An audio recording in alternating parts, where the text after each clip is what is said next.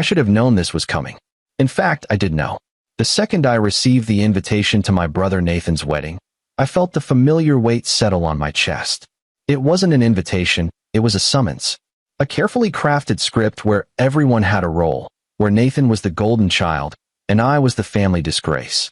But I came anyway, not out of hope, not because I longed to be accepted, not even because I wanted to support my brother. I came because I had a plan. But before we get to that, let me tell you how we got here. I walk into the Grand Belmont Ballroom, one of the most luxurious event spaces in the city. A crystal chandelier dangles from the ceiling like an elaborate reminder of just how much wealth my family wields. Tables are lined with golden plates, white flowers, and the finest wine money can buy. Everything is extravagant, excessive, exactly what Nathan and my parents, Charles and Rebecca, live for. I take a slow breath, steadying myself. I don't belong here. I never have. Ryan. The voice cuts through the air like a blade.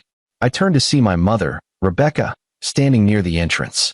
Her gold sequined gown hugs her thin frame, her hair styled to perfection, not a strand out of place. She looks me over, her lips pressing into a thin line. "You could have dressed up a little more," she says, her tone laced with disappointment. I glance down at my navy blue suit, modest, neat, nothing flashy. "Didn't realize there was a dress code," I reply, keeping my voice neutral. She hums, a sound of disapproval. "Well, at least you showed up. Try not to make a scene." With that, she turns and disappears into the crowd. Try not to make a scene. It's funny, really. As if I've ever been the one causing problems. As if I've ever been the one looking for attention. I navigate through the sea of socialites, investors, and family friends, exchanging half-hearted nods and forced smiles. I know exactly why I was invited. To be paraded as a cautionary tale. The black sheep. The disgrace. And soon, they'll make sure everyone remembers that. I reach table 14, tucked far from the main family table, surrounded by distant relatives and acquaintances. A strategic placement. Keep me out of sight. Keep me out of mind.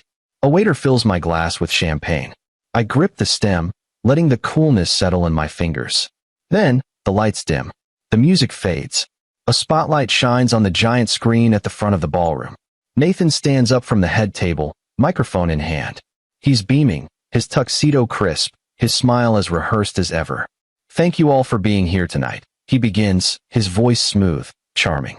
"It means the world to have our closest friends and family celebrate this special day with us.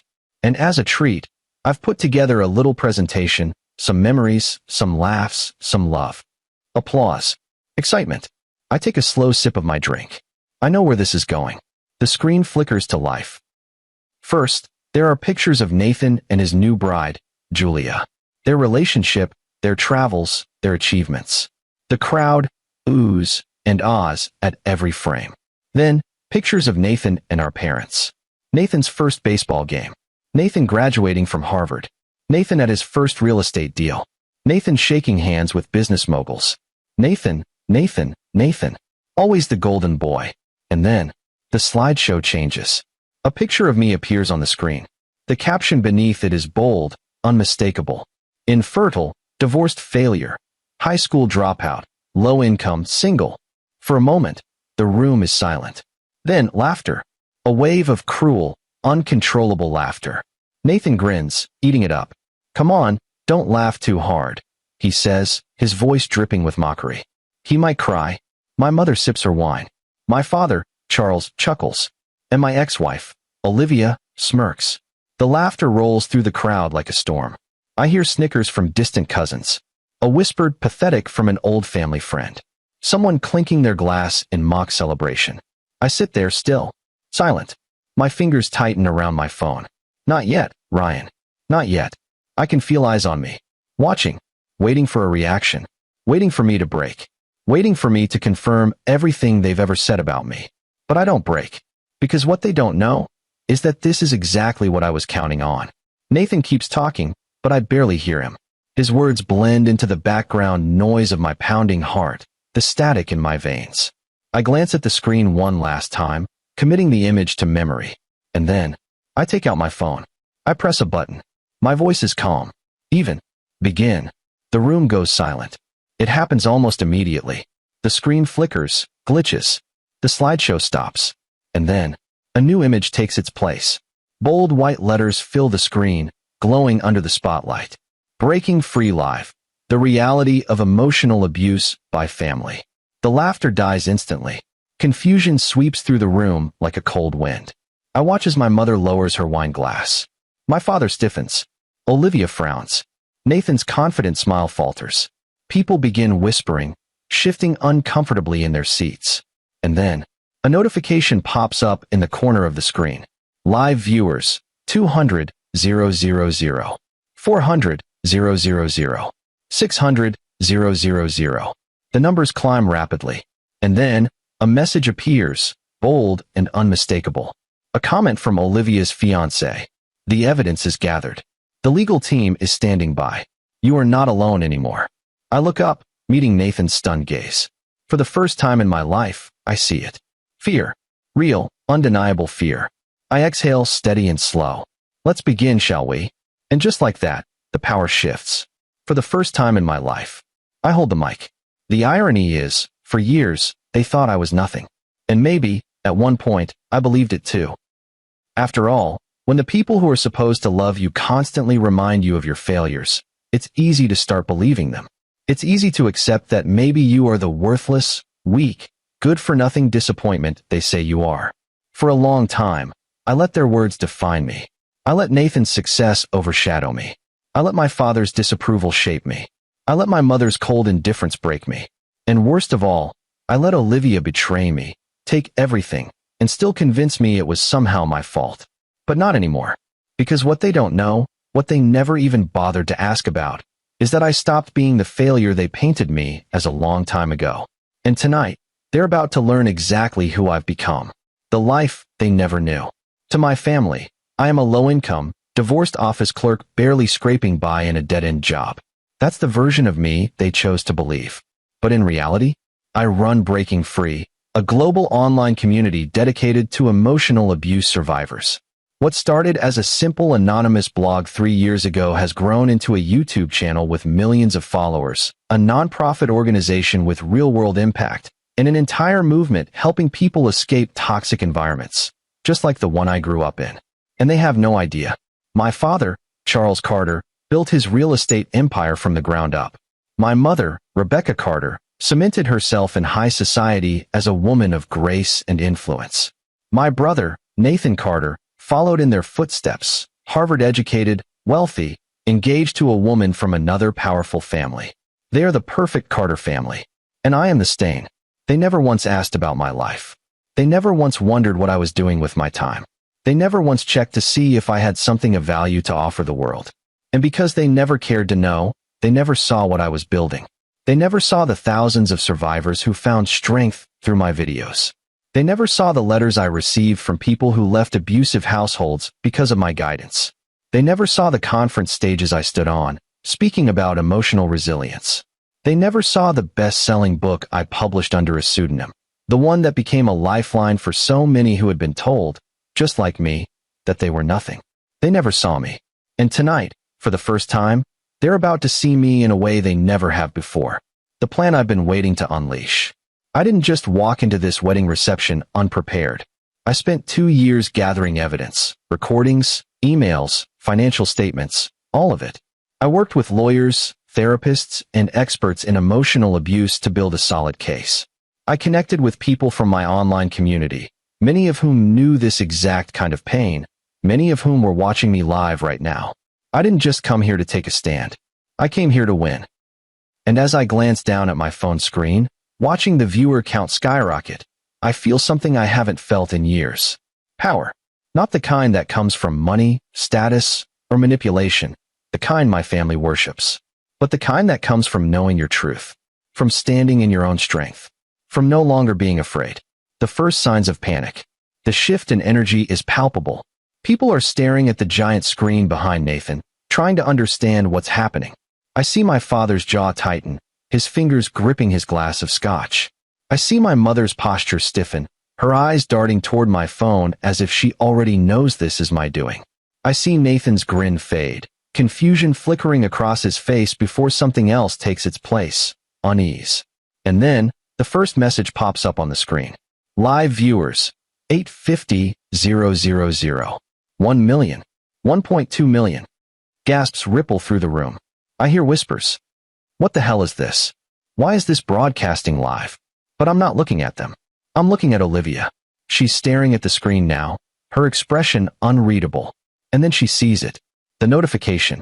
A comment, highlighted in bold, from her fiancé. The evidence is gathered. The legal team is standing by. You are not alone anymore. Her face drains of color so fast I think she might faint. I tilt my head slightly, watching her reaction. She turns toward me, lips slightly parted. Ryan, what did you do? I don't respond. I simply raise my glass in a slow, deliberate toast. And then, for the first time all night, I smile. The truth will be heard. The murmurs grow louder. People are pulling out their phones, watching the live stream unfold in real time. The screen flickers, and a new message appears. Welcome to Breaking Free Live, the reality of emotional abuse by family. Nathan, still clutching the microphone, finally speaks.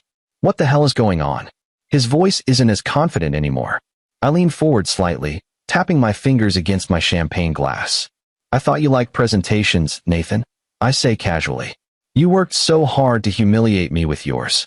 I figured it was only fair I show the audience a different side of our family. His face hardens. This isn't funny, Ryan. I arch an eyebrow. Oh, I agree. It's not funny at all. I glance at the screen. Then, with a single tap on my phone, I start the first recording. The beginning of the end. He's just weak.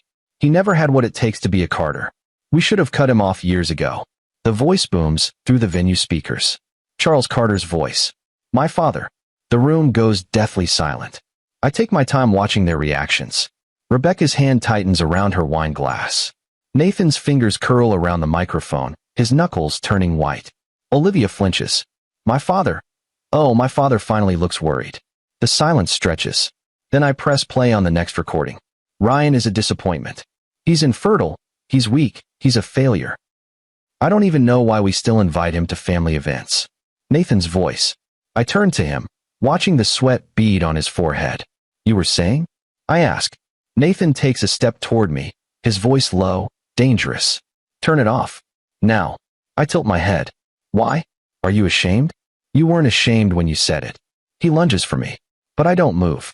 Because I don't have to. Not when I have 1.5 million people watching. Not when I hold all the power now. And as I look around the room, at the cracks forming in their perfect world, I know one thing for certain. They will never silence me again. I always wondered what it would feel like to hold the power in this family.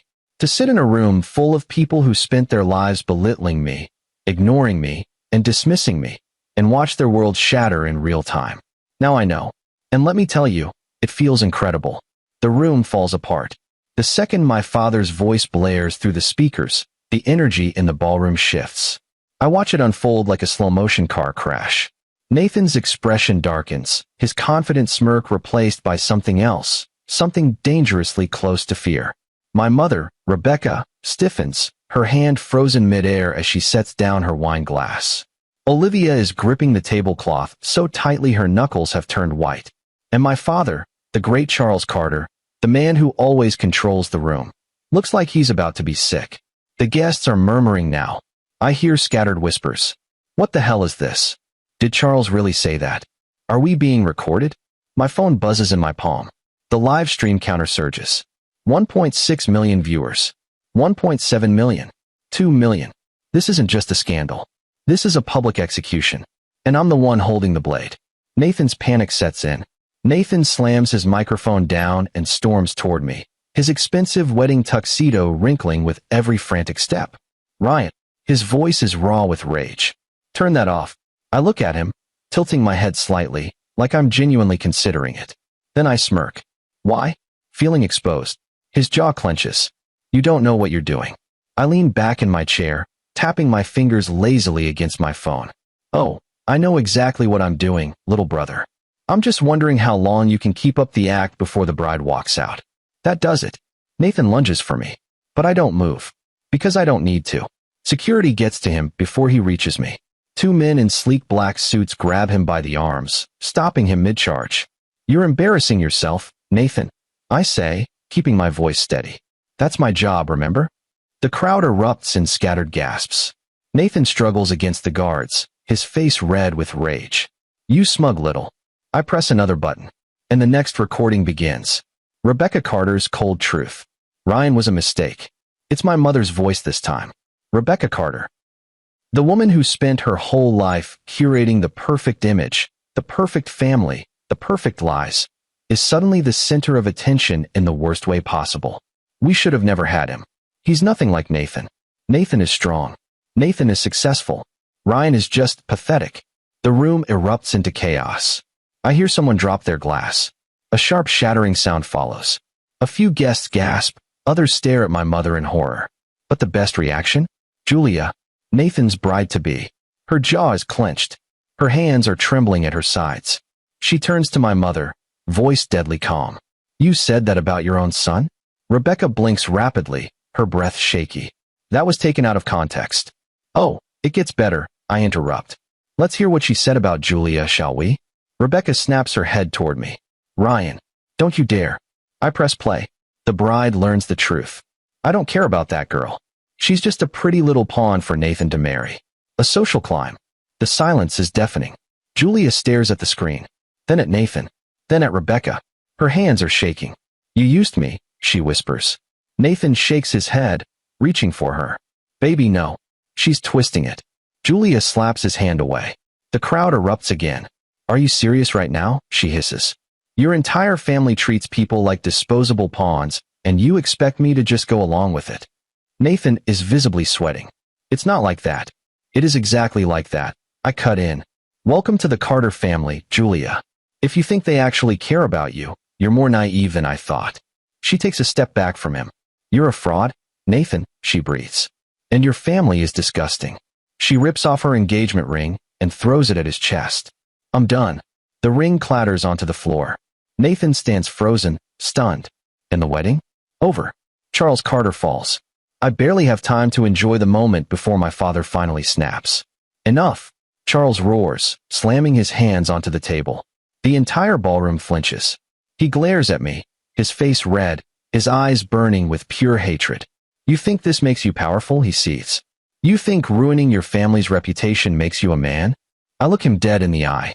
No, I say, voice steady. I think surviving you made me a man. The guests are no longer whispering. They are watching, waiting. I stand up from my chair. Then I press one final button. The final blow. Charles Carter has been under investigation for financial fraud for the past 6 months. The room erupts into chaos. I can barely hear over the collective gasps, the murmurs, the panic. On the screen, emails, transactions, and leaked documents flood in, evidence of my father's illegal dealings. My father's face turns a sickening shade of pale. The last time I saw him look this terrified, I was 10 years old, clutching a school report card with a single B+ on it. He had called me useless, a disgrace, a stain on the Carter name. Now he's the disgrace. Now he's the failure. And I'm just getting started. The aftermath begins. The wedding is officially ruined. Nathan's fiancée has walked out. My mother is humiliated beyond repair. My father is facing legal and financial collapse. And me? I'm walking out of this ballroom with my head held high. I glance down at my phone one last time. 2.5 million viewers. That's 2.5 million people who finally know the truth. I exhale slowly, feeling something I never thought I'd feel. Relief. For the first time in my life, I am not the failure. For the first time in my life, I am free. And as I turn to leave, my father shouts after me. One last attempt to control me. Ryan, if you walk out that door, you're dead to this family. I pause. Then, without turning around, I say the words I should have said years ago. I was dead to you a long time ago. And with that, I step into the night, never looking back. I walk away from the wreckage of my brother's wedding reception, but I'm not done. Not yet. Destroying the illusion of my family's perfection was only step one. Now it's time for something else. Justice. For years, they have mocked me, humiliated me, and discarded me like I was nothing more than an afterthought. Tonight, I make sure they never forget my name. The calm before the storm. The ballroom is in chaos. Nathan is standing alone, his tuxedo wrinkled, his ex-fiancée's engagement ring still lying on the floor where she threw it. My father, Charles, is red-faced and seething, barely keeping himself together as his business associates begin to step away from him. My mother, Rebecca, has her hand over her mouth, eyes darting around the room, looking for an escape. I could walk away now. I could let the damage settle, let them spend the next weeks trying to piece their shattered reputations back together. But that wouldn't be enough. Because there's one last lie that still needs to be unraveled. And I know exactly how to do it. I turn around, stepping back into the ballroom. The murmurs die instantly as I reappear. Nathan sees me first. His face twists with hatred, but there's something else in his eyes now. Fear. Good. I walk back toward my seat, pick up my champagne glass, and take a slow sip before I speak. Now that we've taken a little intermission, I say, voice steady, let's get to the main event. Nobody moves. I press a button on my phone, and the next recording begins. Olivia's dirty secret. I never loved Ryan. He was just convenient. The room goes completely silent. I don't even need to look to know that Olivia, my ex-wife, has just gone pale. The recording continues. I mean, come on. He's infertile. He's weak. I needed a man who could actually give me a future. Someone like Nathan. Gasps ripple through the guests. I turn to my brother, and I smile. You know, I say, swirling the champagne in my glass. I always wondered why Olivia seemed so comfortable at our family gatherings. Nathan stiffens. His eyes dart to Olivia. My mother inhales sharply. My father? His expression hardens, but he doesn't say a word. Because he knows. The betrayal wasn't just my wife. It was all of them. The next message pops up on the screen. A text conversation between Olivia and Nathan. Olivia, I hate sneaking around, baby. I wish we didn't have to hide it. Nathan, just hold on a little longer. Ryan will break soon. He's too weak to fight back. Olivia, I don't even care if he finds out. He's pathetic. He'll just blame himself like always. Nathan, I know. That's why it's so easy. I let the words sink in. Let the reality settle over the room like a heavy fog. My mother shakily lowers her wine glass. My father finally speaks. You slept with your brother's wife? His voice is low. Dangerous. Nathan opens his mouth, but no words come out. And Olivia? She looks like she wants to vanish. The final blow. I should feel pain. I should feel betrayed. But the truth is, I've known for a while. I just wanted to hear them admit it. I lean forward, resting my arms on the table. So tell me, I say casually, was it worth it? Nathan finally snaps. This is ridiculous, he shouts. You're just trying to ruin my life because you're jealous. Jealous? I repeat, raising an eyebrow. Of what? Your failed engagement? Your crumbling reputation? Your fraud business? Nathan slams his fists on the table. You don't deserve to be here, he snarls. You've always been pathetic. You're nothing. You'll always be nothing. I smirk. And then I play the last recording. The lie about my infertility. Ryan isn't infertile. Silence. A slow, building silence as the words register. The doctors said he was fine, but we had to make sure people saw Nathan as the stronger one. Ryan could never be allowed to be an equal. It had to be Nathan. It was always Nathan. It's my father's voice. I turn to Charles, watching as his entire world crumbles. And for the first time ever, he has nothing to say. My mother looks physically ill. Nathan? He looks like he might pass out. The guests are no longer just murmuring. They are staring at the Carters like they are something rotten, something grotesque. Because they are. Breaking the final chains. I take another sip of champagne. And then, I finally stand up. For years, I say, voice steady. You told me I was a failure. I gesture toward the guests. You told everyone that I was the disgrace of this family. I look at my father. That I wasn't strong enough. I turn to my mother. That I wasn't worth loving. I lock eyes with Nathan. That I wasn't even a real man. Then I smirk. And yet, here we are. I point at the screen, the evidence, the truth. Tell me, Nathan, who's the failure now? The aftermath. Olivia grabs her purse and bolts. Nathan stumbles back, staring at the ground. My mother wipes her hands over her face, silent for once in her life. My father? He just sits there, beaten, defeated. And I walk toward the exit. Not as the failure, not as the outcast, but as the man who finally set himself free. I step outside, inhale the cold night air, and let the past slip off my shoulders like a heavy coat. For the first time, I don't carry their words with me. For the first time, I am truly free. And as I look at my phone, watching the viewer count climb past 3 million, I smile.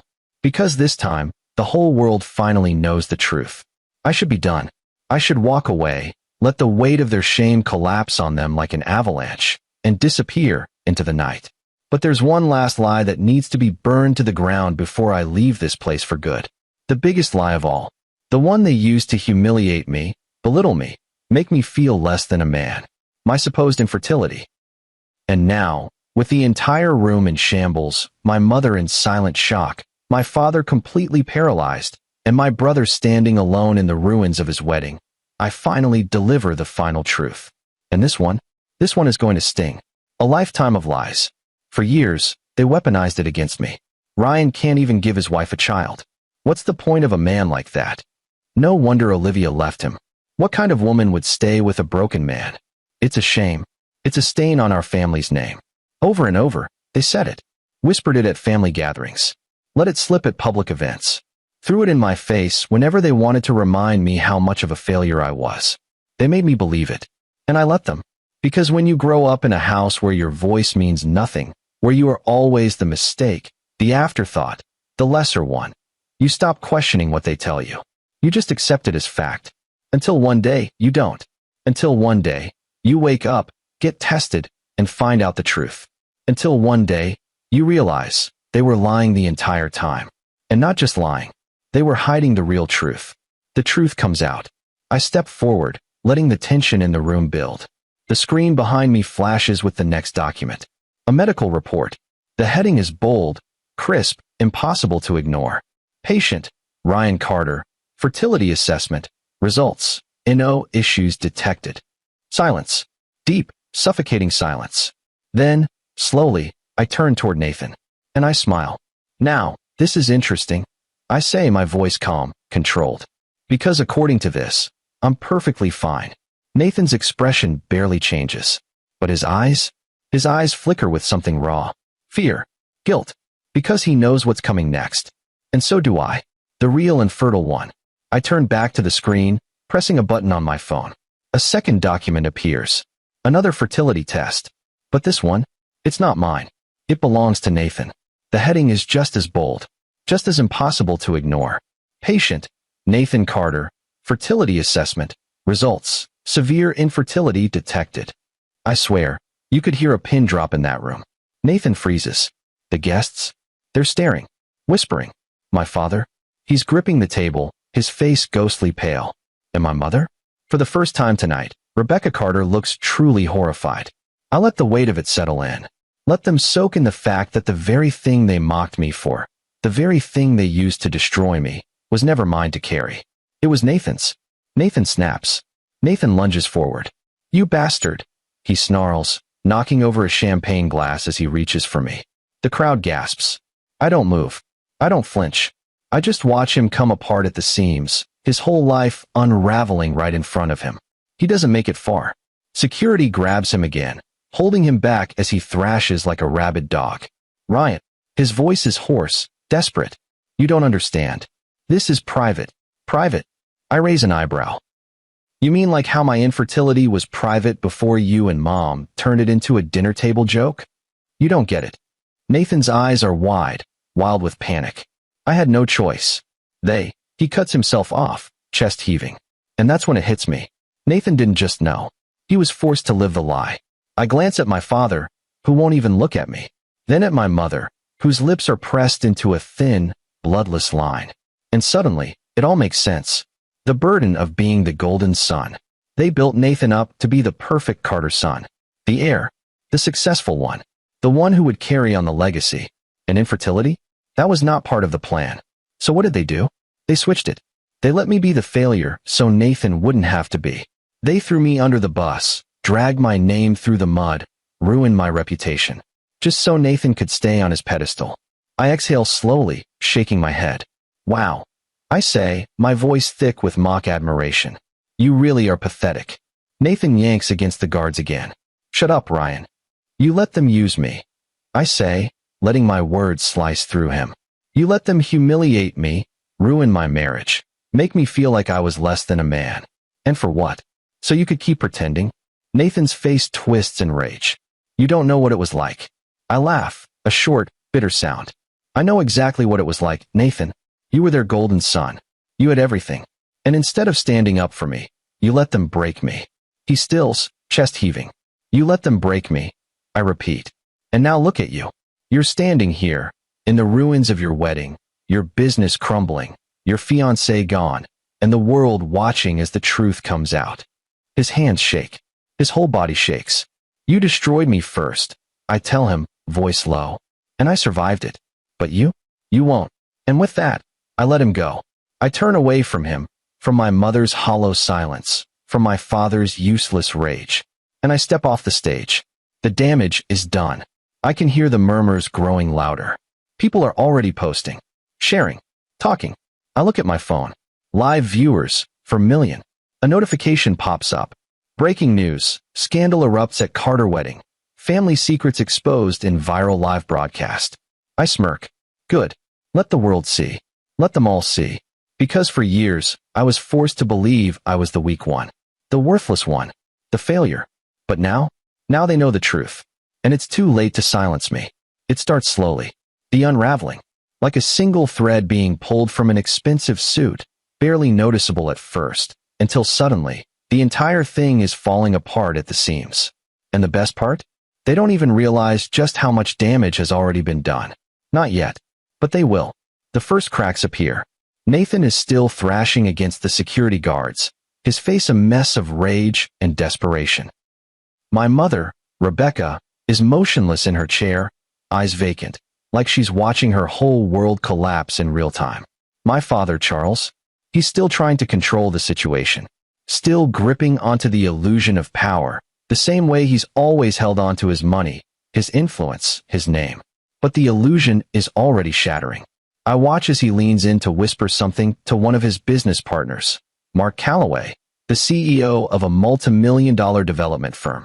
Mark, who once praised my father as a business genius, doesn't even acknowledge him, doesn't even look at him.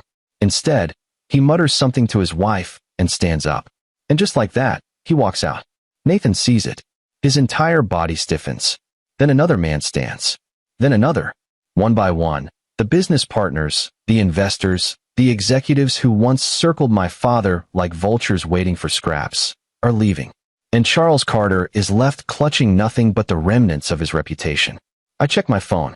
Breaking news. The Carter empire is falling. I smile. Because this is exactly what I planned for. Nathan's last stand.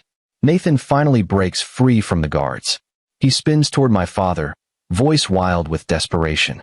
Dad, he chokes out. Say something. Do something. Charles doesn't answer. Because what can he say? That he can fix this? That he can buy his way out of a scandal that has already reached millions of people? No, not this time. Nathan's panic turns into fury. He rounds on me, pointing a trembling finger. This is your fault, he spits. I tilt my head. Really? You ruined my wedding. My reputation. My entire life. I take a slow sip of my champagne, enjoying every second of his meltdown. No, Nathan, I say, setting my glass down. You did that to yourself. His hands curl into fists. You think you're better than me? I lean forward slightly, lowering my voice so only he can hear. I don't think, Nathan, I whisper. I know. His face twists. He looks like he wants to lunge at me again. But there's nothing left to fight for. Nothing left to protect. Because his entire kingdom is already burning. The final nail in the coffin. A notification pops up on the ballroom screen. Another news alert. SEC investigation launched into Carter Properties. Fraud allegations emerge amidst scandal. The crowd erupts and whispers. My father slams his hand against the table. This is ridiculous, he barks. There's no investigation. I let out a small chuckle. Not yet, I say. Charles whirls on me, his face twisted with rage. You did this. I shrug. Let's just say, I provided some very interesting documents to the right people. Nathan goes rigid. What documents? The screen flashes again. Emails. Bank transfers. Proof of embezzlement.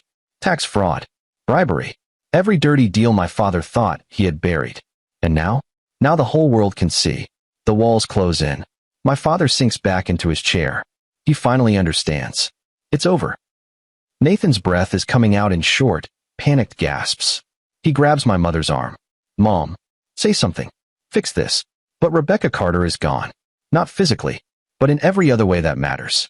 She is staring at the screen. Asterisk asterisk at the undeniable truth about her perfect family. Asterisk asterisk, and she is silent. Because she knows there's nothing left to say. Nothing left to fix. Nothing left to salvage. The business is dead. I stand up, sliding my hands into my pockets. You had everything, I say to Nathan. Power, wealth, privilege. And yet, here you are. With nothing. Nathan shakes his head violently. This isn't happening. This isn't. It is, I interrupt, voice steady. And no amount of lies can change that. He stumbles back, his entire body trembling. And then he bolts. Right out of the ballroom. Right into the night. Leaving behind nothing but his father's ruined empire. I glance at Charles one last time. He doesn't look at me. Doesn't say a word. Because he knows. He finally knows. He lost. And I won. The world watches it burn. I step out of the ballroom, into the crisp night air. I pull out my phone. Check the live stream. 5.2 million viewers. 5.4 million. 5.6 million. The world is watching this empire fall. And I have never felt more free. Because for years, they tried to break me. They tried to ruin me. But tonight, I showed them who I really am. And I will never be silenced again.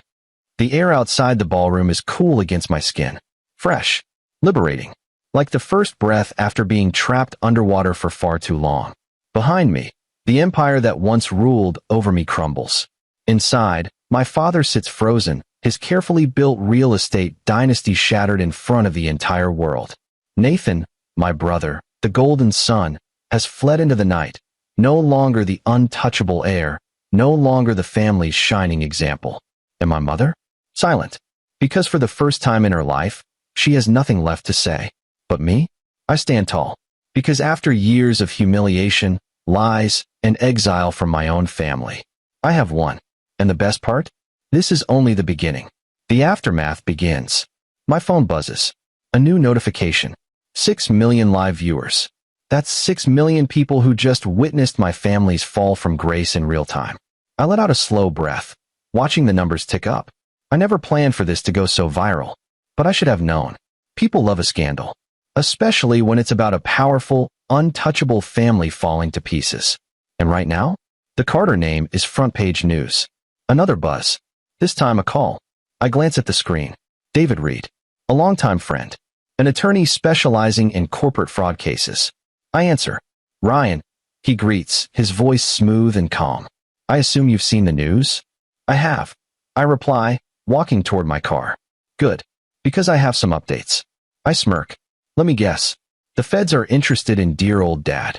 David chuckles. Oh, they're more than interested. They're moving forward. The documents you provided were airtight. There's no way out of this. I lean against my car, watching the ballroom entrance from a distance. How long before the hammer drops? I ask. A week, maybe less, David answers. But honestly, he won't even need an arrest to ruin him. His business partners are already cutting ties. Stocks for Carter Properties have dropped by 40% in the past hour. Investors are panicking. The company is dead. I exhale slowly. It's happening. Everything he built on lies and cruelty is falling apart. And for once, there's nothing he can do about it. The fallout spreads. I scroll through the news headlines.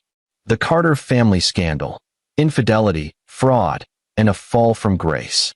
Ryan Carter exposes his family in shocking live broadcast. Millions watch. SEC investigation into Carter Properties begins. What comes next? I smile to myself. The Carter name used to be a symbol of success, of power. Now, it's synonymous with corruption, deception, and downfall. I glance back at the entrance. Reporters are gathering, their cameras flashing as guests flee the ballroom like rats escaping a sinking ship.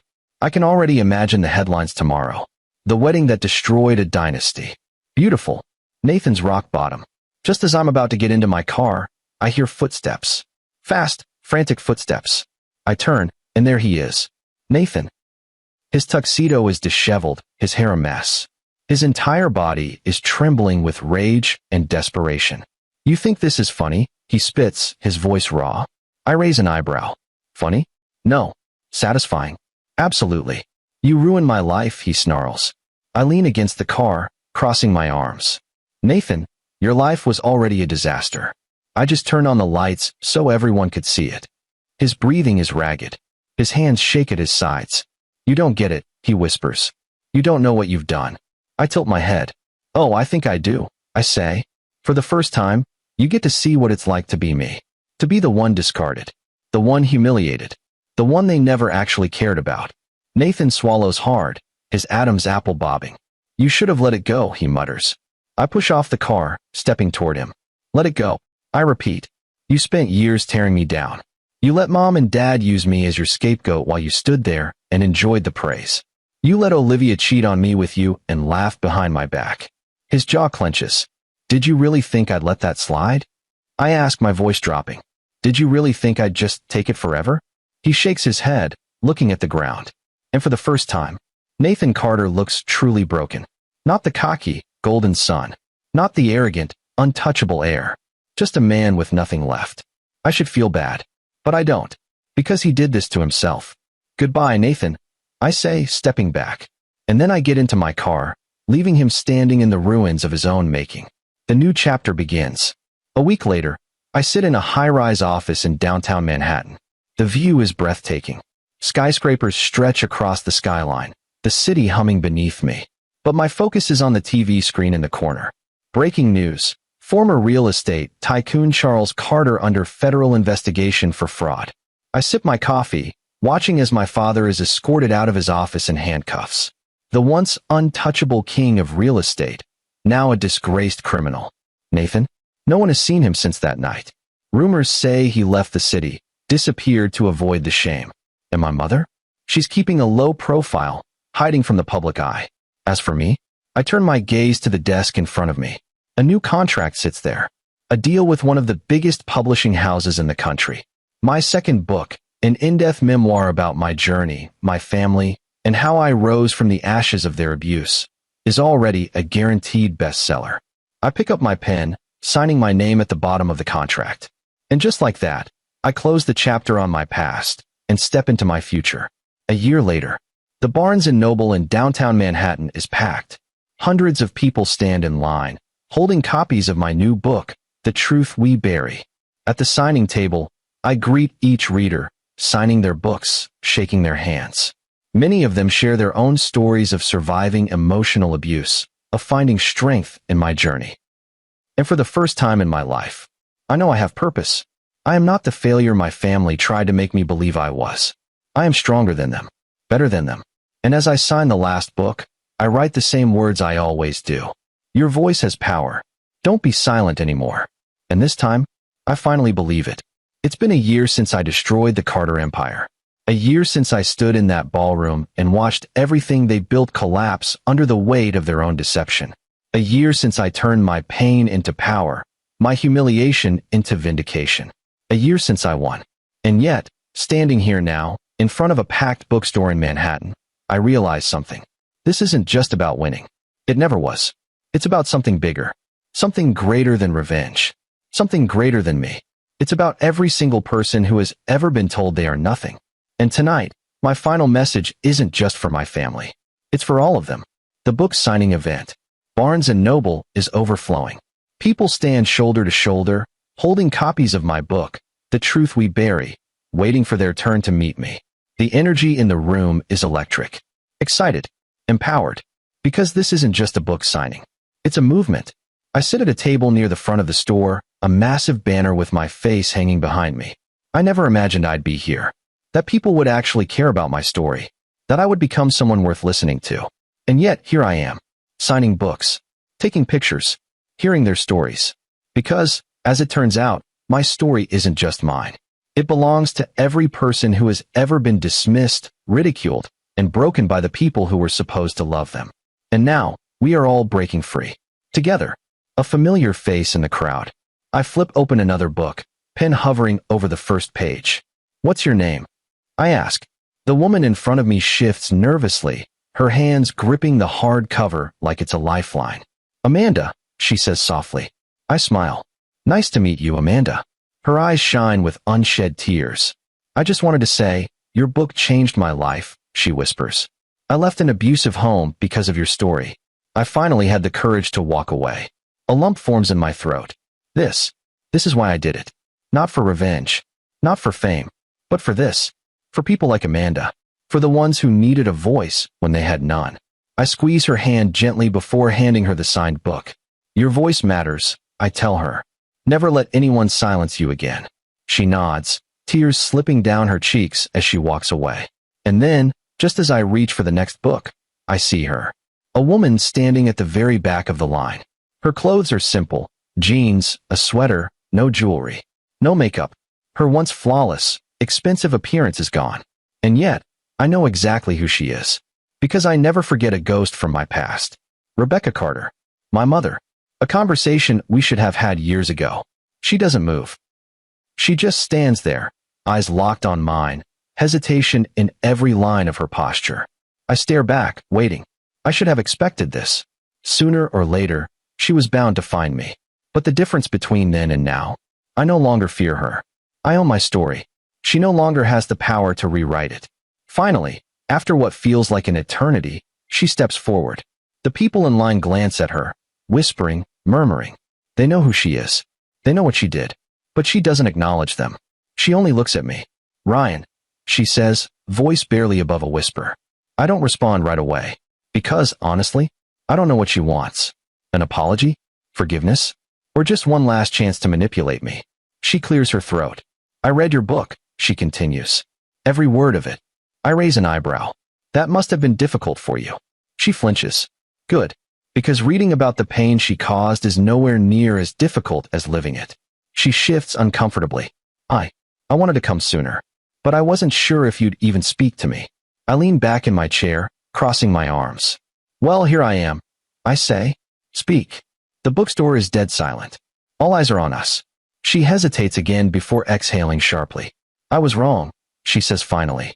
The words are shaky, foreign, like she's never actually had to say them before. But I don't let her off that easily. Wrong about what?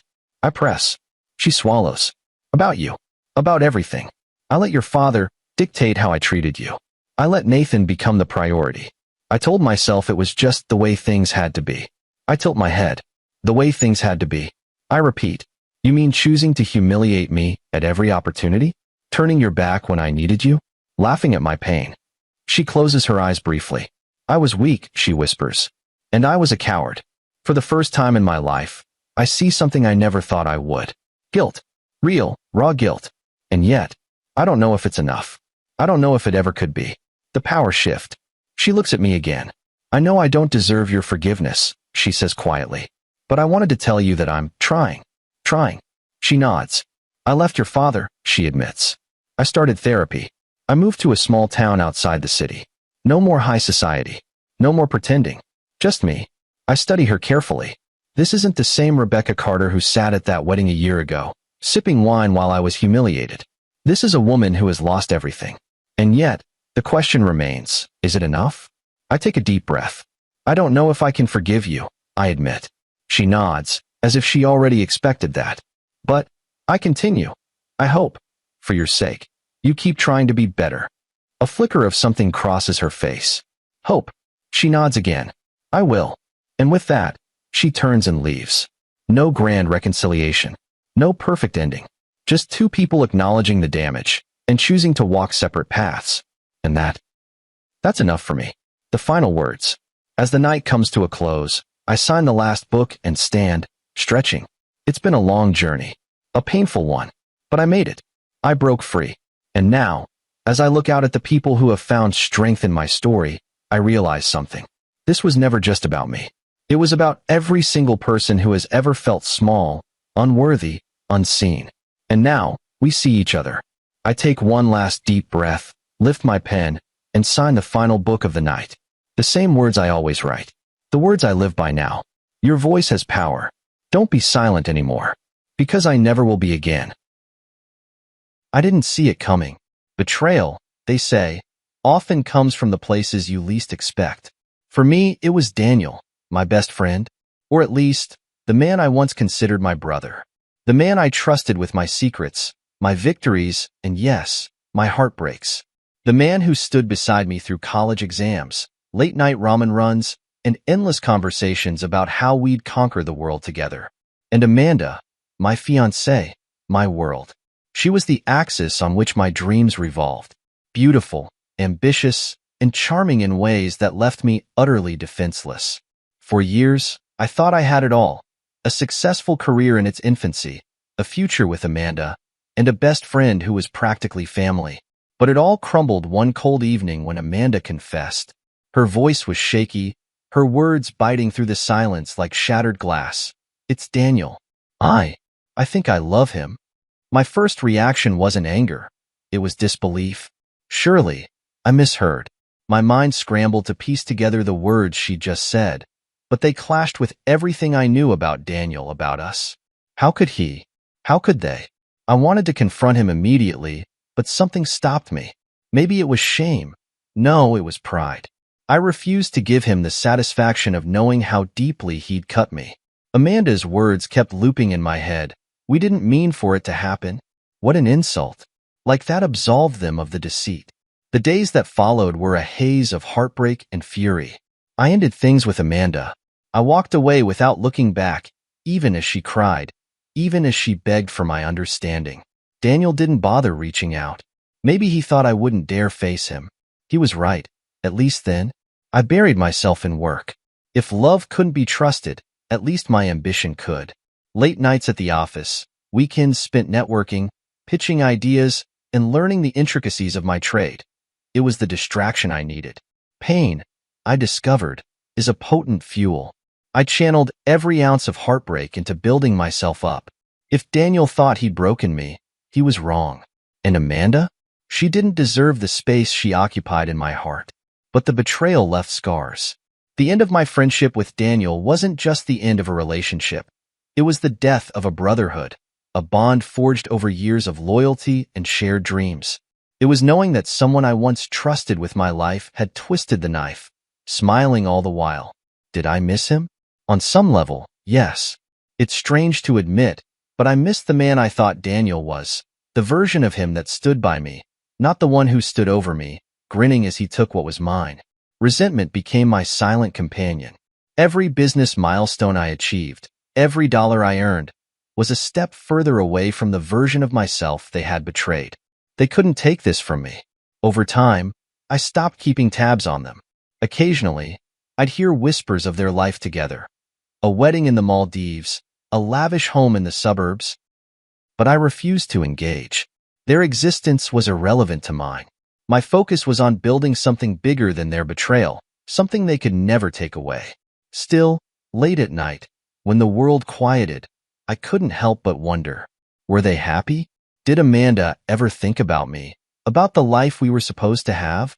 Did Daniel feel any guilt? I tried not to dwell on these thoughts, but they crept in anyway, haunting the spaces between my triumphs. It's funny how betrayal shapes you. I learned to carry it, not as a burden, but as a reminder of who I am and who I never want to be. Daniel and Amanda's choices didn't just shatter our bond. They forged a fire in me that would burn brighter than they could ever imagine. That chapter of my life was over, but the story wasn't finished. Not by a long shot. A decade can feel like a lifetime when you live with the remnants of betrayal clinging to your memory. 10 years ago, Daniel and Amanda had shattered my world, and I was left to pick up the pieces. Back then, I didn't know what I was building, only that I refused to let their treachery define me. Today, I see the outcome of those years. A man who didn't just survive but thrived. A man they wouldn't even recognize. Success didn't come overnight. It was a relentless grind. In the early days, I worked out of a cramped office barely bigger than a closet. I'd stare at spreadsheets for hours, running on caffeine and pure determination. Every small win fueled me. Signing a new client, securing funding, landing a project, all of it reminded me that my future didn't belong to them. It was mine to shape. By the 5th year, my company had outgrown the tiny office. I moved into a sleek space downtown, the kind with glass walls and panoramic views that screamed success. But it wasn't just about appearances. I'd built something real, something lasting. My company wasn't just profitable, it was respected. Industry leaders knew my name. Invitations to exclusive events and partnerships with household brands became the norm. Yet, for all my professional triumphs, my personal life remained quiet. People often asked why I wasn't married, or even dating. I'd laugh it off with vague responses, "I'm married to my work," or "I haven't found the right person." The truth? Trust didn't come easily anymore. Amanda had been the one person I thought I could trust with everything, and Daniel had been the brother I thought would protect me. Losing them both in one fell swoop left scars deeper than I cared to admit. But I wasn't lonely. I had meaningful friendships, people who'd been by my side through the years. I'd cultivated a network of allies, mentors, colleagues, and friends who genuinely cared. My success wasn't just mine. It was shared with the people who believed in me when I wasn't sure I believed in myself. And then there were the rumors about Daniel and Amanda. I didn't seek them out, but the world has a way of making sure you hear things you'd rather ignore. Their life sounded perfect on the surface. Mansions, luxury cars, exotic vacations. Daniel had climbed the corporate ladder, and Amanda had become a fixture at high society events. To anyone else, they seemed untouchable. But I knew better. You can't build happiness on the rubble of betrayal. Their life looked golden, but I often wondered how much of it was just for show. I avoided thinking about them. I wasn't bitter anymore, at least, that's what I told myself. But there were moments, fleeting as they were, when their shadows crept into my thoughts. I'd wonder if they ever thought about me, about what they'd done. Did Daniel feel pride when he looked at Amanda, or was there guilt in the quiet moments? Did Amanda compare her life now to the one we might have had? I focused on what I could control, my work, my legacy. The company I'd built wasn't just a business. It was a testament to resilience. I funded scholarships, supported charities, and mentored young entrepreneurs. Giving back reminded me that success isn't just about money or status. It's about impact. It's about leaving the world better than you found it. I rarely allowed myself to dwell on the past, but there were nights when memories resurfaced. The betrayal didn't sting the way it once did, but it left a dull ache, like an old injury that flares up in the cold. I didn't hate Daniel or Amanda anymore. If anything, I pitied them. Their betrayal had driven me to greatness, but what had it brought them? Wealth? Status? Did it feel as hollow as I imagined? As the 10th anniversary of the betrayal approached, I found myself reflecting more than usual. Not with sadness or anger, but with a sense of pride. The person I was 10 years ago would barely recognize the man I'd become. Back then, I was a young professional with big dreams and a broken heart. Now, I was a respected entrepreneur with a legacy. 10 years ago, Daniel and Amanda took everything from me, or so I thought. In reality, they gave me the gift of clarity. They taught me who I could trust and, more importantly, who I couldn't. They showed me that resilience isn't about avoiding pain. It's about what you do with it. And what I'd done with it. I'd built an empire. One that no betrayal could ever touch. It came in the middle of an otherwise unremarkable Tuesday. I was at my desk, going through quarterly reports, when my assistant walked in with an envelope in hand. Her expression was curious, almost amused, as she placed it on my desk. "It's from the Summit of Innovators," she said, the slightest hint of excitement in her voice. A personal invitation. I set my pen down, taking the envelope with measured curiosity. The Summit of Innovators was no ordinary event. It was the kind of exclusive retreat reserved for the best and brightest. CEOs, industry leaders, pioneers of their fields. People whose names held weight in boardrooms around the world. I'd always admired the summit from afar, but this was the first time I'd been invited. A decade ago, I couldn't have dreamed of being included in such elite circles. Now, I was one of them. The invitation was embossed with gold lettering, the kind of touch that screamed prestige. I read through it twice, taking in the details. A week-long retreat at an exclusive resort, access to top-tier networking opportunities, and discussions led by some of the most influential minds in business. It was the kind of event that could open doors to partnerships and opportunities one hadn't yet imagined. But along with the excitement came hesitation. These kinds of gatherings often felt like a performance.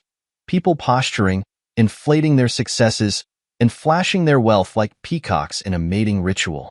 I wasn't sure I wanted to subject myself to that.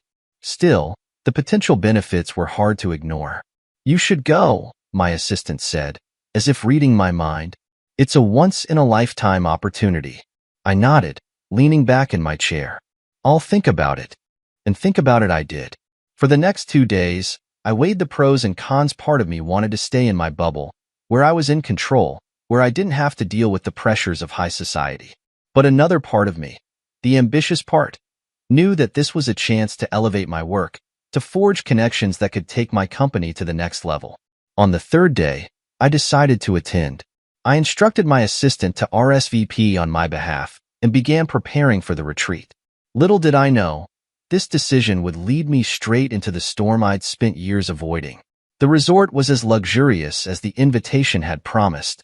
Nestled in the mountains, surrounded by breathtaking views, it was a haven of sophistication and exclusivity. Upon arrival, I was greeted with the kind of meticulous hospitality reserved for the ultra-wealthy. The staff knew my name, my preferences, even how I liked my coffee. It was impressive, if a little unnerving. The first evening was a casual welcome reception, a chance for attendees to mingle and set the tone for the week ahead. I entered the grand hall, scanning the room filled with elegant people in tailored suits and designer dresses. Conversations buzzed around me, a symphony of power and influence. I was mid-conversation with a venture capitalist when I heard a voice behind me, a voice I hadn't heard in 10 years. "Is that?" The voice trailed off, laced with disbelief.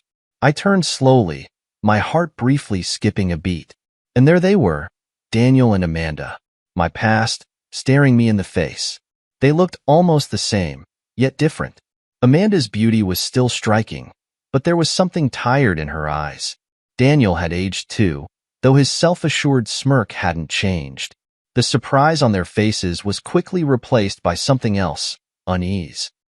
They hadn't expected me to be here, to be part of this exclusive circle. And why would they? 10 years ago, they'd written me off, taking what they thought was the best of me and leaving me in the dust. I didn't flinch. I didn't show any reaction beyond a polite nod. "Daniel." "Amanda," I said evenly. "It's been a long time." Daniel recovered first, his smirk returning. "It has. I didn't expect to see you here." I shrugged, my tone casual. Life takes us in unexpected directions. Amanda said nothing, her gaze flitting between me and Daniel. For a moment, the three of us stood in silence, the weight of unspoken history hanging heavy between us. Then, as if on cue, Daniel extended his hand, his smile forced. "Well, it's good to see you," he said. "Let's catch up sometime this week." I shook his hand, my grip firm but not aggressive. "Sure," I replied, keeping my tone neutral. As they walked away, I allowed myself a small, private smile.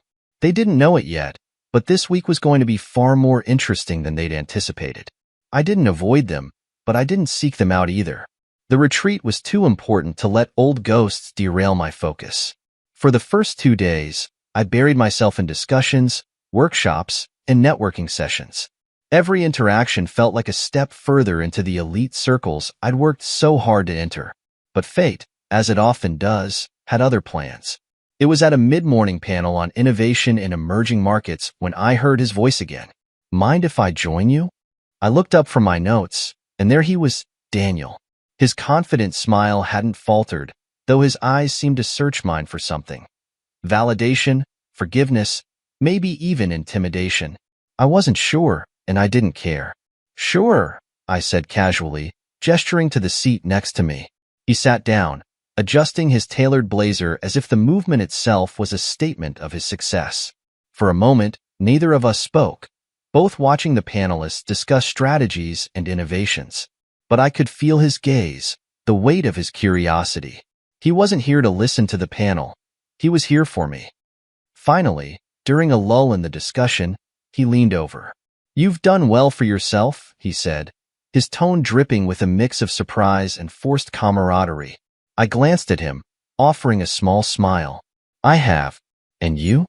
"Oh, you know," he said, waving a hand dismissively. "Life's been good. Amanda and I are doing great. She's here too, by the way. We've been traveling a lot, Europe, Asia, the works. She's kept busy with her charity work. And me, well," he paused, flashing that smug smile. "Corporate life has its perks." I nodded, keeping my expression neutral. "Sounds like you've built a nice life." He leaned back in his chair, clearly enjoying the opportunity to flaunt. "We have. Honestly, it's everything we dreamed of back in the day. You remember those conversations we used to have? About living the good life, climbing the ladder? I guess we both made it. I resisted the urge to laugh at his arrogance. I guess we did, I said evenly, turning my attention back to the panel. But Daniel wasn't done. He kept prodding, weaving anecdotes about his success, his travels, and Amanda into the conversation as though he needed to remind me of what he'd taken. It was almost comical. Here we were, surrounded by some of the most brilliant minds in the industry, and all he could focus on was me. At lunch, the reunion took another turn. I'd just finished a conversation with a potential investor when I saw Amanda walking toward me. She looked polished, every detail of her appearance meticulously curated. Her expression was unreadable, though I caught the slight hesitation in her step as she approached. "Hello," she said softly when she reached me. "It's been a while." "It has," I replied, keeping my tone polite but distant. She smiled, though it didn't reach her eyes. "You look good. Successful." "Thank you. You too."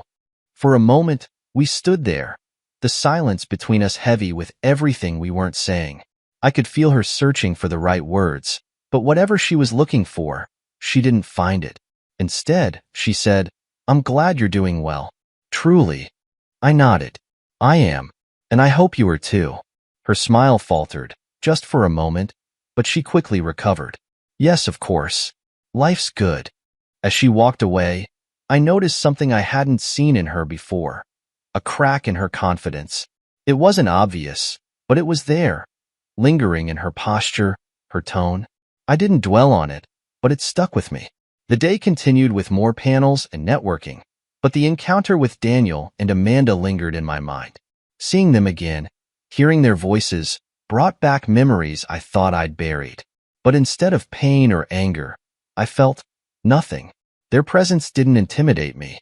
If anything, it solidified how far I'd come. I was no longer the man they'd left behind. I was stronger, wiser, and more accomplished than they could have ever imagined. That evening, at the networking dinner, Daniel cornered me again. This time, Amanda was by his side, her smile more restrained than earlier. Daniel was in his element, laughing loudly, shaking hands, and making sure everyone knew he was somebody. When he finally turned his attention to me, his words were predictably smug. "Funny how life works, isn't it?" he said, swirling his glass of wine. "Back then, we were just two guys with big dreams, and now, well, look at us." "Yes," I replied calmly. "Look at us." His smile faltered, just for a second, but it was enough. Amanda shifted uncomfortably beside him, avoiding my gaze. Whatever they'd expected from this reunion, I had the distinct feeling it wasn't this. As the night wore on, I realized something important. I didn't need revenge or validation. The simple act of standing here, thriving in the face of their betrayal, was enough. They could boast all they wanted, but I knew the truth. And deep down, I suspected they did too. The next morning brought a renewed sense of focus. I was here for business, not nostalgia. Yet, the universe seemed intent on intertwining my path with Daniel and Amanda's. By now, their attempts to engage me had gone from smug arrogance to calculated persistence. Daniel, in particular, seemed to relish every opportunity to flaunt his so-called perfect life. It was during an informal networking session over coffee that he made his boldest move yet. I was standing near the buffet table, chatting with a fellow entrepreneur, when Daniel walked over, Amanda trailing slightly behind him. He waited for a lull in the conversation before inserting himself. "Good morning," he said, his voice dripping with false camaraderie. "Mind if I join you?" The entrepreneur I'd been speaking with excused himself politely, leaving me alone with Daniel and Amanda. I nodded, keeping my expression neutral. Of course. Daniel wasted no time launching into his monologue. "You know, it's funny running into you here. Amanda and I were just talking about how far we've all come. It's impressive, really, what you've achieved. Still single, though, right?" The question hung in the air, its sharp edge cutting through the otherwise pleasant morning atmosphere. Amanda glanced at me, her discomfort evident, but she said nothing. I smiled faintly. "That's right." Focused on my work. Daniel leaned back, his smirk widening. "Well, I suppose it's easier to focus when you don't have the distractions of family life. Speaking of which, he gestured toward Amanda with a flourish. Look at my wife. Beautiful, rich, and happy. Poor you, still single. His words were meant to sting, to dig into old wounds he thought might still fester. But what he didn't realize was that those wounds had long since healed. I met his gaze, unflinching, and let the silence stretch just long enough to make him uncomfortable. Then, I said it. Calmly, confidently, and without a hint of hesitation. Meet my wife, too. The words landed like a thunderclap. Daniel's smirk froze, his eyes widening in surprise. Amanda looked equally stunned, her hand faltering on her coffee cup. For a moment, the only sound was the murmur of conversations around us, oblivious to the seismic shift that had just occurred. I glanced at my watch, as if the moment was of no great consequence. Excuse me, I said. My tone as casual as if I were discussing the weather. I need to make a quick call. Leaving them in stunned silence, I walked away, pulling out my phone. The truth? I wasn't making a call. I didn't need to. But the dramatic pause served its purpose. I could feel their eyes on my back as I stepped outside, the tension between them almost palpable. I returned a few minutes later, composed and collected. The room had shifted. Daniel and Amanda were no longer the center of attention. The anticipation of who I might introduce as my wife had rippled through the gathering. The power dynamic had shifted, and I could see it in the way Daniel fidgeted and Amanda avoided eye contact. As I rejoined the room, my wife entered. She was elegance personified, a vision of confidence and poise that drew every gaze in the room. Her entrance was like the opening act of a symphony, each step commanding attention without her needing to say a word. People whispered her name, recognition sparking like wildfire. She wasn't just my wife. She was a force in her own right, a titan in the industry, admired and respected by everyone present. Daniel's expression was priceless. His confident facade crumbled as he stared, his mouth slightly agape. Amanda's reaction was even more telling. Her discomfort turned into something sharper. Envy, perhaps, or regret. Whatever it was, it made her shrink in her designer heels. I walked over to my wife, taking her hand with quiet pride. Everyone, I said, my voice carrying just enough authority to cut through the murmurs. This is my wife. The room erupted in applause, though it wasn't for me. It was for her.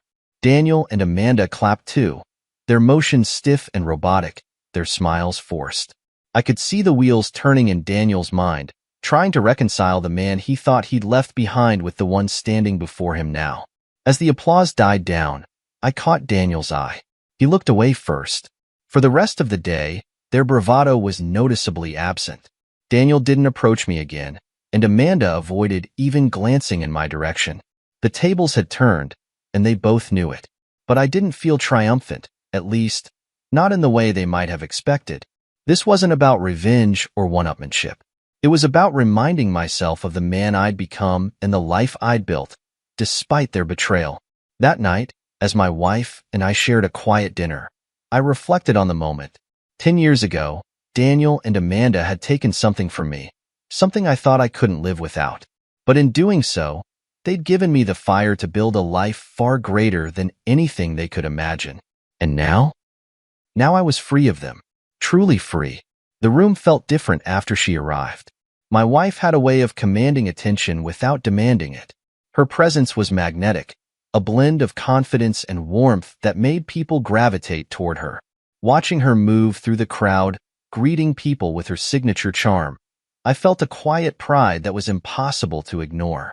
She wasn't just admired, she was revered. People whispered her name in awe, some even breaking from their conversations to approach her. To most of them, she was a titan in her field, a leader whose accomplishments had set new benchmarks in the industry. To me, she was the partner who had walked beside me through every challenge, her unwavering belief in me pulling me back from the brink on more than one occasion. Daniel and Amanda were still standing near the buffet table, their earlier bravado now replaced with a mix of confusion and disbelief. I made my way toward them, my wife catching my eye as I approached. Her smile was subtle but knowing. She'd pieced together the situation long before I reached her. "Daniel," I said, my voice calm but firm, "I'd like you to meet someone." Daniel turned, the color draining from his face as my wife stepped forward.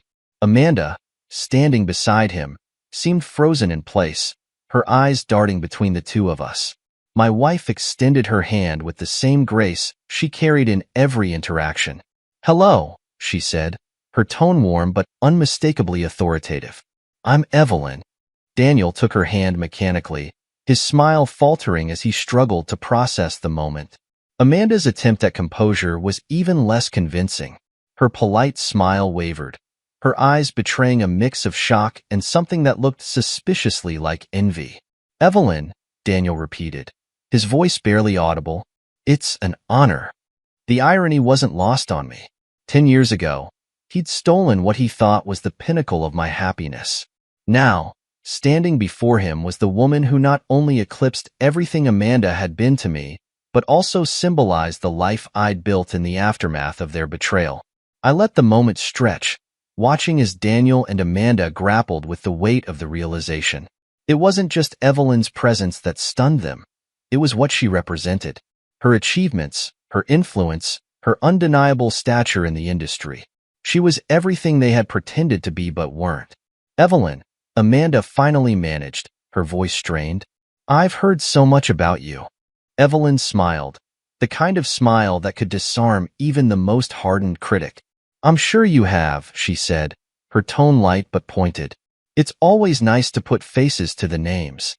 The subtle jab wasn't lost on Amanda, whose cheeks flushed faintly. Daniel, for his part, looked as though he'd been struck by a realization he couldn't escape.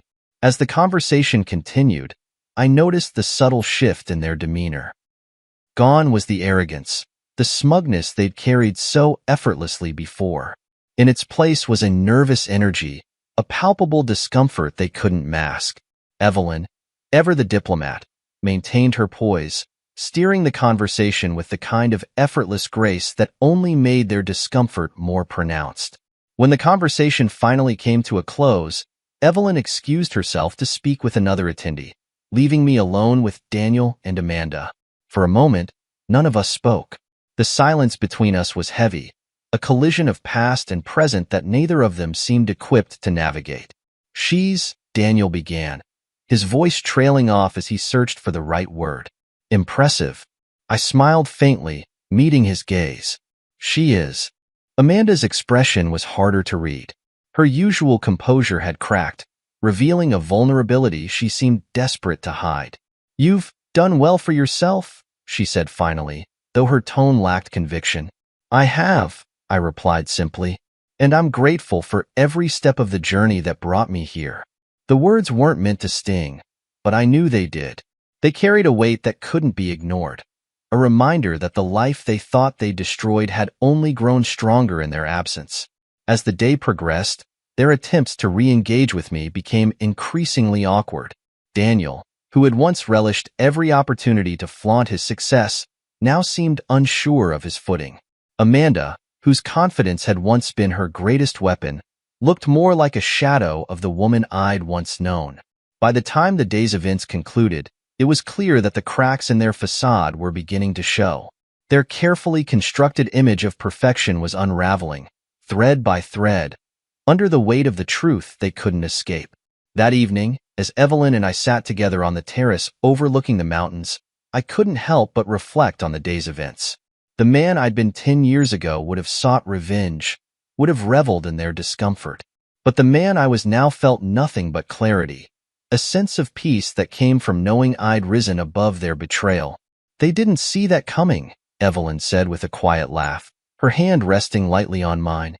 "No," I replied, my gaze fixed on the horizon. "They didn't." And for the first time in years, I felt truly free. The next day brought a noticeable shift in the air. The energy Daniel and Amanda carried the first 2 days, the smug superiority, the flaunting of their so-called perfect life, was gone, replaced by an awkwardness that made every encounter with them feel like a game of chess where they were already cornered. I didn't seek them out. I didn't need to. The truth of the situation had already sunk in, and I was content to let them sit with it. Still, they found their way back to me, hovering like moths around a flame, unsure if they were drawn to it or afraid of being burned. It was during a networking brunch that Daniel made his next move. I was speaking with a group of entrepreneurs about potential collaborations when I caught sight of him approaching. His smile was polite, almost hesitant, an expression I'd never seen on him before. Daniel was not a man who hesitated. Until now. "Excuse me," he said, his voice smoother than it had been the day before. "Mind if I steal him for a moment?" The group nodded, and I followed Daniel to a quieter corner of the room. Amanda trailed behind him, her usual air of confidence replaced by something far more subdued. For a moment, none of us spoke. Daniel shifted his weight, his hands stuffed awkwardly into his pockets. "I just wanted to say," he began, his tone careful, "that it's impressive. What you've built. Who you've become." I raised an eyebrow, unsure of where he was going with this. "Thank you." He nodded, his gaze flickering to Amanda, who was staring at the floor. "Look, I know things between us didn't end well." I almost laughed at the understatement. "You could say that." He winced, as though the memory physically pained him. "We were young, stupid, and I made choices I'm not proud of." The admission hung in the air, heavy and unexpected. Amanda looked up, her expression conflicted, but she said nothing. Daniel continued, his words spilling out in a rush, as though afraid he'd lose the courage to say them if he stopped. "I've been thinking about it a lot since yesterday. Seeing you here, seeing what you've accomplished, it's made me realize some things. About myself, about the kind of man I've been." I stayed silent, letting him speak. He took a deep breath, his eyes meeting mine with a sincerity I hadn't seen in years. "I'm sorry," he said finally, "for everything." The words were simple, but they carried a weight I hadn't expected. For a moment, I didn't know how to respond. Part of me wanted to hold on to the anger, the resentment that had fueled me for so long. But another part, a quieter, steadier part, recognized the value of letting it go. "I appreciate that," I said, my voice measured. "But you don't owe me an apology. What's done is done. And honestly, I'm better for it." He nodded, his expression a mixture of relief and regret. Amanda finally spoke, her voice barely above a whisper. We didn't think you'd move on like this. You thought I'd fall apart," I finished for her. "And maybe I did for a while. But life has a funny way of proving people wrong." She nodded, unable to meet my gaze. Daniel shifted again, his usual bravado replaced by something almost vulnerable. "I just wanted to say that, to clear the air." I nodded, offering him a small, genuine smile. "Consider it cleared." The conversation ended there, but the impact lingered. For the rest of the day, Daniel and Amanda kept their distance, their earlier attempts to engage replaced by quiet observation. I caught them watching me a few times, their expressions unreadable. It wasn't anger or envy. It was something closer to reflection, perhaps even regret. That evening, Evelyn and I attended a dinner hosted by one of the summit's organizers. It was a formal affair, filled with influential figures exchanging ideas and forging connections. Daniel and Amanda were there, of course, but they didn't approach me. Instead, they kept to themselves, their earlier confidence replaced by a subdued humility. As Evelyn and I mingled, I couldn't help but notice the contrast. Where Daniel and Amanda once seemed untouchable, their cracks were now visible. Meanwhile, Evelyn and I moved through the room with ease, our partnership a testament to what true success and fulfillment looked like. By the end of the evening, I felt something I hadn't felt in years: closure. Daniel's apology, as unexpected as it was, had given me the final piece I needed to put the past behind me. I didn't hate him anymore. I didn't pity him either. I simply saw him for what he was, a man who'd made mistakes and was now grappling with their consequences. As Evelyn and I left the dinner, I took her hand, grateful for the life we'd built together. The past no longer held power over me. The tables had turned, and I was finally free to move forward.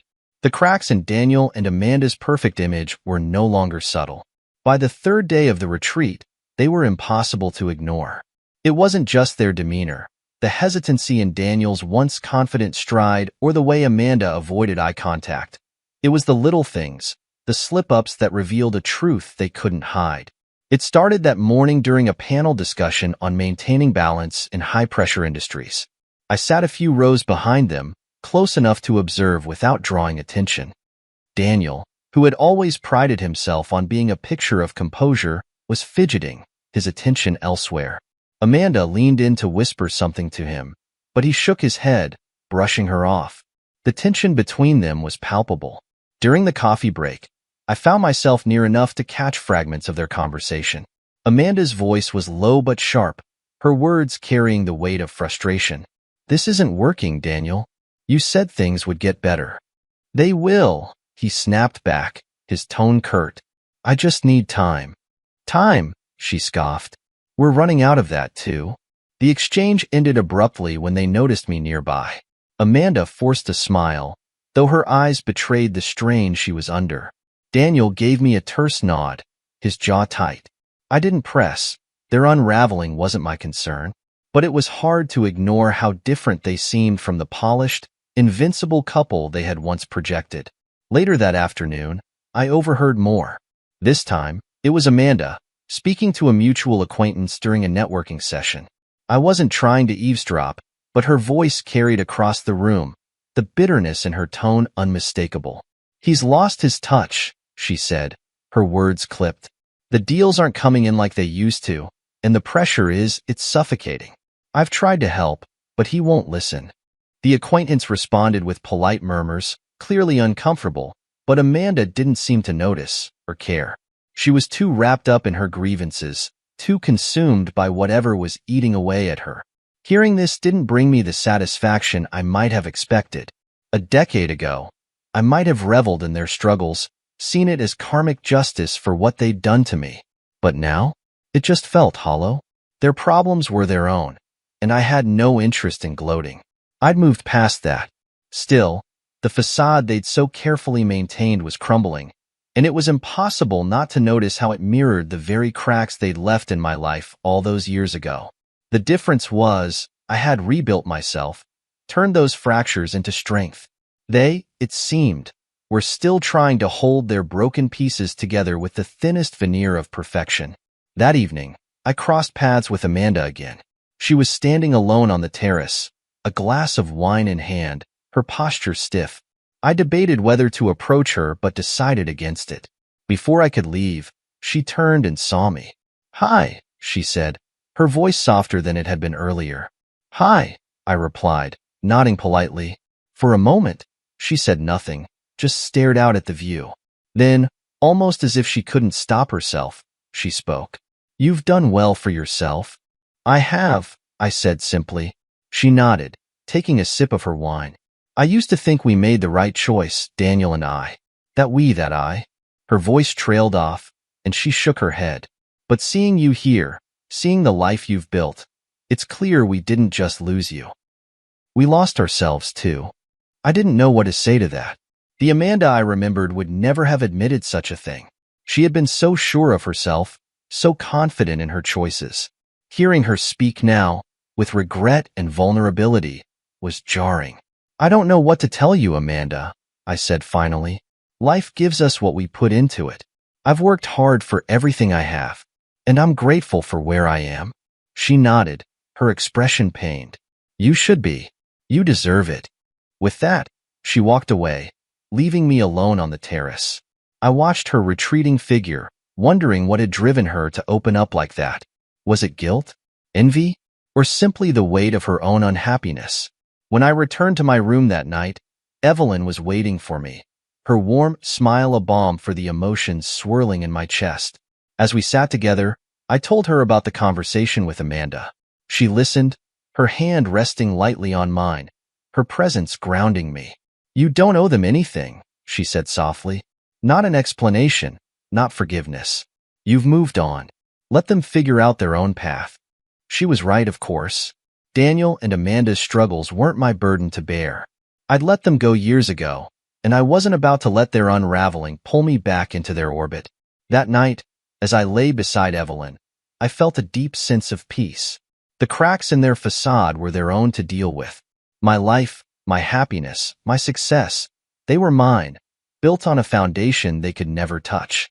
The final day of the retreat was dedicated to personal growth and reflection, with the keynote speech reserved for one of the participants. I'd been asked a week prior to deliver it, a request I'd initially hesitated to accept. Public speaking wasn't my favorite thing, but I knew this was more than just a speech. It was an opportunity to share the journey that had brought me here, not for validation, but to inspire others. As I stood backstage, I glanced at the audience filing into the grand hall. Industry leaders, innovators, and influencers, all gathered in anticipation. Among them were Daniel and Amanda, seated near the middle. Amanda's posture was tense, her hands clasped tightly in her lap. Daniel was quieter than I'd ever seen him, his usual confidence noticeably absent. I stepped onto the stage to a round of applause, the spotlight warm on my face. Taking a deep breath, I began. When I started my journey, I believed success was about reaching a destination. Wealth, status, recognition. I thought those things would make me whole, that they'd fill whatever voids life had created. But I was wrong. The room was silent, every eye on me. I could feel the weight of their attention, but instead of nerves, I felt a calm resolve. 10 years ago, I faced one of the greatest betrayals of my life. It broke me in ways I didn't think I could recover from. But that pain became my catalyst. It forced me to confront who I was and who I wanted to become. And in doing so, I discovered something far more valuable than success. I paused, scanning the room. Daniel shifted in his seat, his gaze fixed on me, while Amanda's expression was a mix of guilt and something I couldn't quite place. I discovered the value of integrity, of resilience, of surrounding myself with people who lift me up, rather than tear me down. The success I've built isn't just mine. It's a reflection of the people who believed in me when I didn't believe in myself. It's a testament to the power of community, of trust, and of authenticity. The applause that followed was humbling, but I wasn't done. I raised a hand, signaling for silence. But this journey hasn't just been about professional growth. It's been about letting go of resentment, of anger, of the past. Because holding on to those things only holds you back. And I learned that real success isn't about what you achieve. It's about who you become along the way. As I finished, the room erupted in applause. I stepped back, letting the moment wash over me. When I returned to my seat, Evelyn squeezed my hand, her pride evident in her eyes. The rest of the day passed in a blur of conversations and connections. Attendees approached me, sharing their own stories of resilience and thanking me for my words. It was a reminder that even the smallest truths can have a profound impact. Later that evening, as the retreat drew to a close, I found myself face to face with Daniel and Amanda once more. They approached me hesitantly, their earlier confidence replaced by a tentative vulnerability. Daniel began, his voice trailing off. That was powerful. Amanda nodded, her eyes glossy. You've really grown. I didn't realize how much. I met their gazes, my expression calm but firm. Life has a way of teaching us what we need to know, whether we're ready for it or not. Daniel shifted uncomfortably, his hands in his pockets. I just wanted to say thank you. For the speech. For everything. Amanda's voice was softer. And I'm sorry. For everything we put you through. For a moment, I considered their words. 10 years ago, I would have given anything to hear those apologies. But now, they felt like a footnote in a story that no longer revolved around them. I appreciate that, I said simply. But the past is the past. We all make choices, and we all live with them. What matters is what we do moving forward. They nodded, their expressions a mix of relief and regret. As they walked away, I felt a weight lift from my shoulders. The anger, the resentment, the need for closure. It was all gone. In its place was a quiet peace, a sense of freedom I hadn't realized I was missing. That night, as Evelyn and I shared a quiet moment under the stars, I reflected on the journey that had brought me here. The betrayal that had once defined me was now just a chapter in a much larger story, one of resilience, growth, and the power of choosing to rise above the past. You're quiet, Evelyn said, her voice soft. Just thinking, I replied. my gaze on the horizon. About how far we've come. She smiled, her hand finding mine. And how far we'll go. I nodded, the future stretching out before us, limitless and full of possibility. For the first time in a long time, I felt truly at peace. As the retreat came to an end, there was a sense of finality in the air, a quiet understanding that this wasn't just the conclusion of an event, it was the closing of a chapter in my life. I watched as the attendees gathered their belongings, exchanged goodbyes, and promised to stay in touch. Among them were Daniel and Amanda, their presence a faint echo of what they had once been in my life. I noticed them standing by the exit, speaking in hushed tones. Amanda looked tired, her shoulders slumped under the weight of whatever burden she carried. Daniel's posture was stiff, his usual air of confidence replaced by something quieter, more subdued. For a moment, I wondered if they'd approach me again, but they didn't. Instead, they left quietly, their departure marked not by fanfare, but by a lingering sense of unfinished business. Evelyn and I stayed behind, savoring the last moments of the retreat. We wandered through the emptying halls, reflecting on the conversations and connections that had made the past few days so memorable. Evelyn's hand slipped into mine, her touch grounding me as it always did. "You handled everything beautifully," she said, her voice soft but full of pride. I smiled, glancing at her. "It wasn't easy, but it was necessary." She nodded, her gaze thoughtful. "Do you feel lighter now?" I considered her question, letting the quiet settle around us. "Yes," I said finally. "I do." The truth was, seeing Daniel and Amanda again had forced me to confront parts of myself I thought I'd buried. Their betrayal had shaped me, but it no longer defined me. I had built a life that was rich and meaningful, not in spite of them, but because I'd chosen to rise above what they'd done. Later that evening, as Evelyn and I sat on the balcony of our suite, overlooking the mountains, I found myself reflecting on the journey that had brought me here. The pain, the anger, the relentless drive to prove myself. It had all been part of the process. But now, I felt something different. Contentment, gratitude, a deep appreciation for the life I'd built and the woman who shared it with me. "You know," Evelyn said, breaking the comfortable silence, "it's funny how life works. 10 years ago, you probably couldn't have imagined this." I chuckled, shaking my head. "Not even close. And yet, here you are. Stronger, happier, whole." Her words hung in the air, a quiet affirmation of everything I'd come to realize. I looked at her, the woman who had been my anchor through every storm, and felt a surge of gratitude so profound it nearly overwhelmed me. "Thank you," I said, my voice low but steady. She tilted her head, a small smile playing on her lips. "For what?" "For believing in me. For standing by me. For being you." Her smile widened, and she reached for my hand. "Always." As the stars emerged in the night sky, I thought about Daniel and Amanda. I didn't know what their future held, and for the first time, I realized I didn't need to. Their journey was theirs to navigate, just as mine was mine. Whatever resentment I had once harbored was gone, replaced by a quiet acceptance. They were part of my story, but they no longer held the pen. The retreat had been a reminder of many things, of how far I'd come, of the strength I'd found within myself, and of the importance of letting go. But most importantly, it had reminded me of the life I had built, a life grounded in authenticity, love, and resilience.